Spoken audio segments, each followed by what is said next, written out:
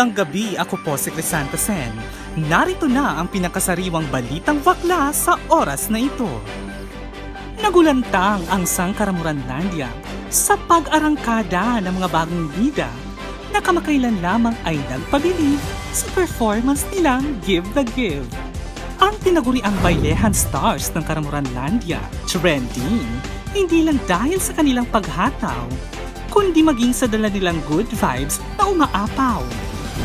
Ang istorya sa mga bagong bida ng Karamuranlandia aking ibabalita. Hindi sila professional dancers. Hindi din sila choreographers. Pero pag ang katawan nila ay umindayog na sa tugtog, ang kanilang aura at eksena, certified pasabog. Sila ang mga Bailehan Stars ng Karamuranlandia na plumakada sa puso ng madla. Sa dance floor ng Washington, pasiklab agad sa opening salvo sina Jerry Cipriano at Aya Madel Sarmiento. Ang kanila kasing mulawing cha-cha, kinabiliban at kinagiliwan ng madla. Ngunit ang kanilang performance na rumaraban hanggang jackpot round hindi daw pala pinaghandaan. Kaya naman laking gulat daw nila nang ang kanilang mulawing cha-cha trending sa Karamuranlandia maging sa social media. Sa parehong dance floor pa rin ng Washington, pasiklab rin ang 78-year-old na si May Asyon. Ang kanya kasing ruleta cha-cha, umagaw din ng eksena. Ayon kay May Asyon, ang ruleta cha-cha ay signature dance move nila ng kanyang namayapang asawa. Kaya naman sa tuwing nakakasampa daw siya sa dance floor, hindi daw maiwasang bumalik ang masasayang alaala. Dahil ang bailehan pala, saksi kung paano nabuo at napagtibay ang kanilang pag-iibigan at pagsasama. Hindi rin nagpakabog sa parehong dance floor ang budots dance moves ni Piding na isa ring certified trending. Sa sobrang good vibes nga ng kanyang eksena, marami ang nagre-request na sa fiesta ang kanyang budots dance ay muling makita. Ayon kay Piding, ang kanyang pagpagaspas ay isang paraan ng kanyang pagre-relax. Bago kasi ang nasabing eksena, si Piding pala ay maghapong nagtrabaho bilang isang karpentero. Sa dance floor naman ng All-Star sa gala, repeat performance si Aya Madel Sarmiento kasama si Pai Isko Pamplona, nakiber kung ulan ay di tumilan. Dahil ang kanilang kuyas cha-cha, walang makakapigil sa pagratsyada. Ayon kay Pai Isko na isang certified kontesero, ang sekreto daw sa plakadang pagkuyas ay ang all-out na pagpagaspas. Kaya dapat daw sa tuwing sa dance floor ay sasampa, iwas-iwas daw palabas ang mga problema para good vibes lang ang umarangkada.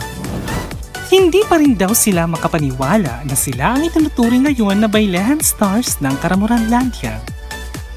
Tumaas man ang kilay ng iba sa titulong ibinigay sa kanila, masasabi kong sila ay mga starla dahil sila ay nagbigay kulay, inspirasyon at pag-asa na sa likod ng mga pangyayaring hindi maganda, masaya pa rin mabuhay sa Karamuranlandia.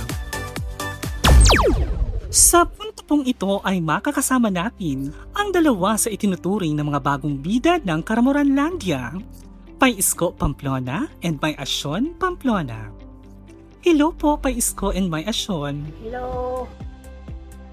Pai Isko, kilala ka sa Karamuranlandia bilang isang mahusay na singer. Kaya naman ang tanong ng mga mamamayan, saan mo daw natutunan ang kakaibang step ng iyong kuyas cha-cha? Sa eskwela, yung para baili ba sa eskwela ng mga pagkakanya. Minsan sa takprosan, sige-sige na yakong baili.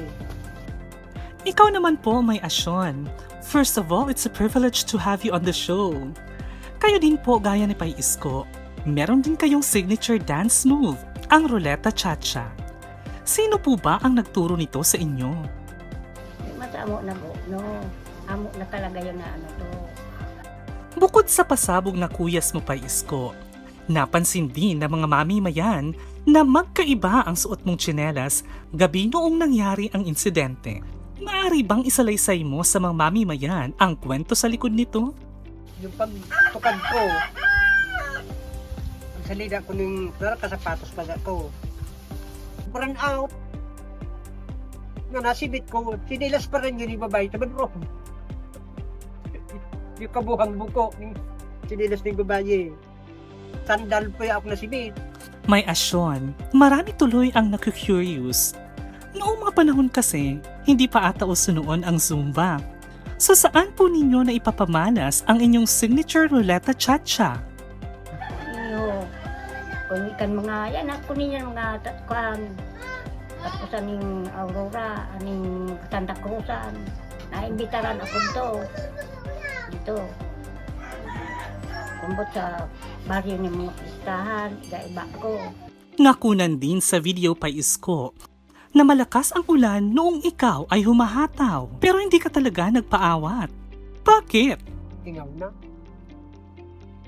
Kargado na.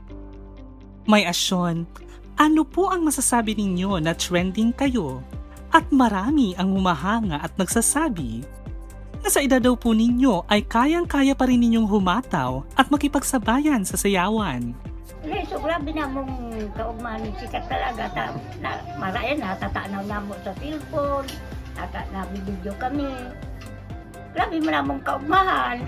Ikaw naman po, Pai Isko, ano naman po ang masasabi ninyo sa mga fans ninyo na patuloy na sumusuporta sa inyo mula noon hanggang ngayon? Salamat sa mga fans. Kung pa yan. May gauran po pa yung nasat sa iyo. Mga mami mayan, Pai Isko Pamplona and May Asyon Pamplona.